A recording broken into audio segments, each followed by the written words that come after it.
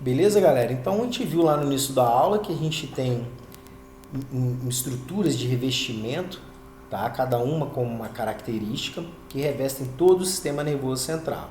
Tá? Aqui a gente viu os astrócitos, a gente já viu um pouco sobre o papel desses astrócitos, tá? De um modo geral, a gente tem uma estrutura mais externa que é chamada de dura mater, tá? Então ela tem uma característica mais fibrosa. Posteriormente, a gente tem uma estrutura mais delgada chamada de aracnoide, tá? E em contato com o sistema nervoso central em si, uma camada mais serosa chamada de pia mater, beleza? Entre a pia mater e a aracnoide, nós temos um espaço, tá? Um espaço chamado de espaço subaracnoide. Nesse espaço pode ter derramamento de líquido, tá? A gente pode ter alterações aqui do líquido nesse local e existem algumas técnicas para avaliar isso. Pode fazer exames de imagem, tá?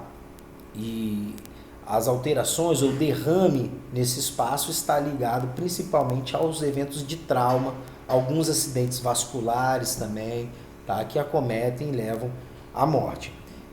Nesse caso, formando o que a gente chama de hematoma subdural. Tá? Então esse hematoma subdural vai ser um acúmulo aqui de líquido ou de sangue, tá? Ou de coágulo sanguíneo, dependendo de acontecer o trauma. Tá? E esse espaço peridural, pessoal, entre o periósteo vertebral e a dura mater, tá? É um espaço que ele é utilizado para a realização de anestesia. Então a gente pode coletar tanto líquido aqui, tá, nessa região, quanto fazer o uso de anestésicos peridurais aí que tem uma ação também mais sistêmica. Beleza, pessoal? Então vamos ver aqui um pouco mais sobre isso, né? Então a gente tem a dura mater, que é uma camada mais fibrosa, mais externa. A camada aracnoide, então entre a aracnoide e a pia mater a gente vai ter esse espaço que é rico em vasos sanguíneos, então a gente tem aqui a presença de líquidos, de plasma, tá? E de um certo modo, essas meninges, elas estão ali para servir de proteção para o sistema nervoso central. Beleza, galera? Então essa proteção ela vai ser muito importante para toda a tensão que ocorre no cérebro, no correr, no levantar, no andar, a evitar possíveis traumas. Beleza, pessoal? E aí, durante muito tempo, acreditou-se que no sistema nervoso central não havia, tá, tecido sistema linfático. Mas em 2016, por acaso, um pesquisador descobriu um sistema de drenagem linfática também do sistema nervoso central. Então, provavelmente os próximos livros que vão vir, tanto de anatomia quanto de histologia, eles vão abordar esse tema. Tá? Outra coisa interessante é o que a gente chama de barreira hematoencefálica. Tá? Devido à presença desses astrócitos, pessoal, e esses astrócitos gerarem projeções sobre esses vasos sanguíneos, formando esses pés vasculares, tá? E devido à presença também de junções de oclusão, tá? Que formam esses capilares aqui sanguíneos, é muito difícil um elemento ultrapassar para dentro do sistema nervoso central vindo do sistema circulatório. Tá? Então isso a gente chama de barreira hematoencefálica, então é uma barreira formada por junções especiais celulares, tá? Juntamente com as projeções dos astrócitos, tá?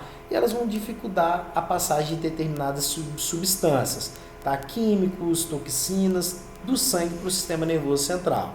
Tá? Por isso que tem drogas, existem fármacos que não atravessam a barreira hematoencefálica. Tá? E isso torna com que esses capilares eles são menos permeáveis do que as demais redes de capilares do nosso corpo. Então a barreira hematoencefálica é uma barreira importante para evitar que alguma substância, alguns fármacos ultrapassem e adentrem para dentro do sistema nervoso central. Beleza, pessoal? Então a gente tem aqui a substância cinzenta, tá? Formada principalmente pelas cabeças, pelos corpos dos neurônios, tá? Algumas células também da glia, beleza? E a substância branca, ela vai ser formada pelas fibras, pelas projeções dos axônios, beleza? Então aqui a gente consegue observar uma coloração de HE, a substância cinzenta, tá? Uma amplificação aqui de 40 vezes, a gente consegue ver aqui o núcleo desses neurônios, tá? O pericário. E enquanto na histologia, na substância branca, a gente vai ver mais essas projeções. Cada botãozinho que vocês estão vendo desse aqui, ó, é um axônio que está passando. Tá? Então imagine que a gente cortou, fez uma secção transversal aqui nesses axônios e a gente está vendo essas projeções deles aqui. Beleza, pessoal? O cerebelo é uma estrutura à parte com uma classificação, uma divisão de células bem características, tá? E aí a gente tem chamadas células de Purkinje, tá? Formando a camada granulosa e a substância cinzenta, tá? A gente também tem aqui a chamada camada molecular, beleza? E a substância branca aqui, ela é constituída também principalmente por esses axônios mielinizados e por oligodendrócitos, tá? Muito semelhante ao restante do sistema nervoso. Beleza, pessoal? O cerebelo, ele vai estar implicado principalmente na nossa função de equilíbrio, no nosso tato minucioso, na nossa prospecção minuciosa da nossa coordenação motora. Então ele está ligado a movimentos mais delicados, no ato de pincelar coisas, tá? Então o cerebelo aí é uma estrutura à parte. Com isso, pessoal, a gente tem a formação dos nervos. E os nervos, eles são feixes de fibras nervosas. Então, quando a gente pega um grande nervo motor, por exemplo, ele vai ser formado por uma estrutura muito semelhante a uma fibra muscular, tá? A gente vai ter o que a gente chama de epineuro, que vai estar revestindo essas inúmeras fibras, tá? Essas inúmeras projeções de axônios, tá? O endoneuro, ele vai ser essa parte aqui mais interna aqui, e o perineuro, que vai estar ao redor dos axônios. Lembrando que a parte rostral ela é motora e a parte ventral ela é sensitiva, tá? Então a gente vai ter aqui os botões, os axônios sendo revestidos pelas células, tá? De Schwann ou pelos oligodendrócitos, tá? E esse conjunto virá formar um grande nervo. Quando você pega, por exemplo, na anatomia que você vai ver o nervo femoral, tá? Dentro do nervo femoral a gente tem inúmeras projeções nervosas. Então é um nervo da grossura de um dedo. E ali dentro a gente tem inúmeros axônios, tanto de vias efetoras, tanto de vias aferentes, sensitivas e etc. Tá? Algumas fibras nervosas elas são só aferentes. Tá? Então, outras vias elas são eferentes, elas são motoras, tá? Elas são efetoras. Outras vias elas são efetivas. Alguns nervos, eles possuem tanto dentro deles, tanto vias aferentes quanto vias eferentes. Beleza, galera? Então, aqui a gente tem uma histologia de um nervo, o epineuro revestindo o perineuro, tá? E aqui a gente tem o endoneuro revestindo minuciosamente cada projeção de axônio aqui dentro. Beleza, galera? Formando uma estrutura muito semelhante a uma fibra muscular. Beleza, galera? A gente tem fibras que são mielinizadas, então elas possuem a presença da mielina. E a gente tem fibras não mielinizadas, são chamadas de fibras amienínicas. Essas fibras amienínicas, elas estão mais associadas a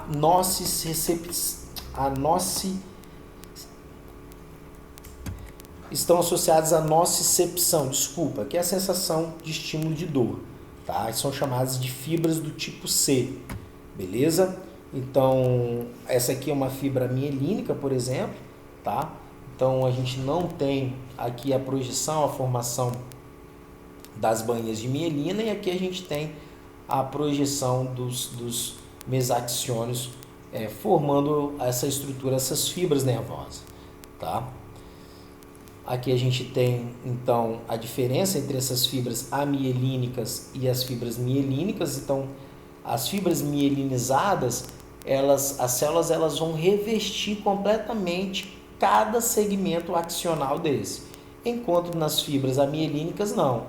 As fibras amielínicas, elas irão formar exatamente porções contendo esses axiônios, porém eles não estão mielinizados. Beleza, galera? Então a fibra amielínica, ela é uma fibra que não contém aí a bainha de mielina em sua projeção, tá? Então ela é revestida sim, tá? Muito semelhante à fibra mielínica, tá? Mas a gente não tem aqui os axiônios sendo revestidos individualmente pela bainha de mielina. Beleza, galera? Então a gente tem as estruturas aqui, uma fibra mielinizada, a gente pode ver essa parte mais eletricamente densa sendo porada, enquanto a fibra mielínica a gente já não vê essa porção eletricamente densa. Isso está corado desse jeito devido à presença de gordura, tá, pessoal? Como aqui a gente não tem essa mielina revestindo cada segmento desse, a gente tem essa coloração, a gente consegue perceber aqui uma fibra sem a presença de mielina. E aí, para a gente finalizar, pessoal, antigamente acreditava-se que as fibras nervosas, os nervos, eles não tinham a capacidade de regenerar. De um certo ponto, eles estão certos. As fibras nervosas estão estacionadas, os nervos estão estacionados no ciclo celular chamado de G0. Então, elas perdem a capacidade de se diferenciarem com facilidade como outras células. A gente tem que lembrar isso na nossa aula de citologia, beleza? Só que, em alguns casos, dependendo da gravidade ou da extensão da lesão, essas fibras, esses nervos podem ser regenerados, tá? Existem estímulos que estão sendo avaliados a níveis laboratoriais para facilitar isso, tá?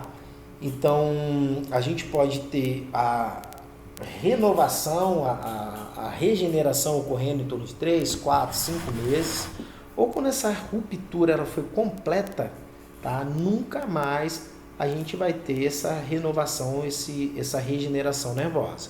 Beleza? Vai depender muito do estímulo, vai depender muito de como a clínica é conduzida. Beleza, pessoal? Outra coisa é o conhecimento que a cannabis trouxe para a ciência básica. Tá? Antigamente acreditava que essas células eram estáveis, estáticas. E hoje a gente sabe que algumas doenças, como algumas esquizofrenias, o uso de cannabis por tempo prolongado pode fazer algumas alterações aí na morfologia, na ligação, na estrutura do sistema nervoso central. Beleza, pessoal? Então, acho que é isso aí. A gente fica por aqui, tá? A gente vai trabalhar dentro do nosso horáriozinho de aula, uma lista de exercícios. Então, fique com Deus. Grande abraço.